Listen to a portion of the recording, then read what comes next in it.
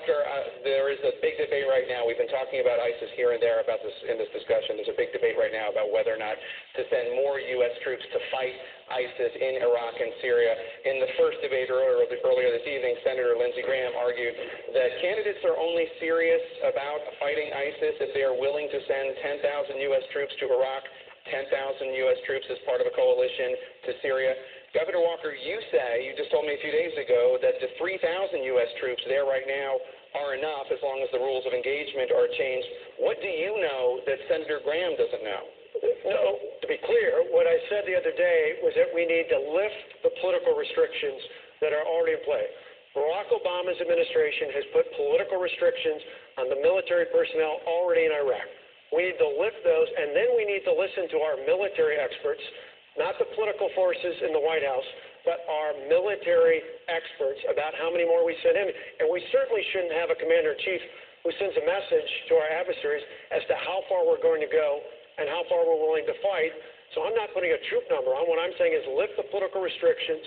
When you do that, you empower our military personnel already there to work with the Kurd and the Sunni allies to reclaim the territory taken by ISIS, and to do so in a way that allows that ISIS doesn't go back in Syria, as we were just talking about here. That is the fundamental problem going forward. We have a president, and Hillary Clinton was a part of this, by the way, who has made political decisions for our men and women in uniform. I want the men and women at home to know, if I am commander-in-chief, I will only send you into harm's way when our national security is at risk.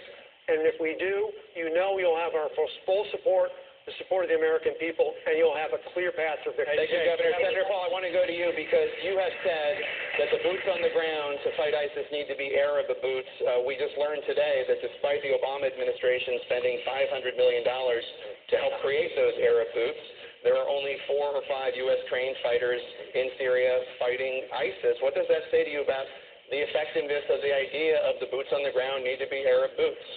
If you want boots on the ground and you want them to be our sons and daughters, you got 14 other choices. There will always be a Bush or Clinton for you if you want to go back to war in Iraq. But the thing is, the first war was a mistake, and I'm not sending our sons and our daughters back to Iraq. The war didn't work. We can amplify those who live there. The Kurds deserve to be armed, and I'll arm them. We can use our Air Force to amplify the forces there, but the boots on the ground need to be the people who live there. My goodness, I'm still upset with the Saudi Arabians for everything they do over there. They've funded the arms that went to the jihadists. They're not accepting any of the people, any of the migrants that have been, the refugees that are being pushed out of Syria. Saudi Arabia is not accepting one. Why are we always the world's patsies that we have to go over there and fight their wars for them? They need to fight their wars. We need to defend American interests, but it's not in America's national security interest to have another war in Iraq. We're going to turn to some domestic issues now. I want to bring in my colleague, Dana. Can I just make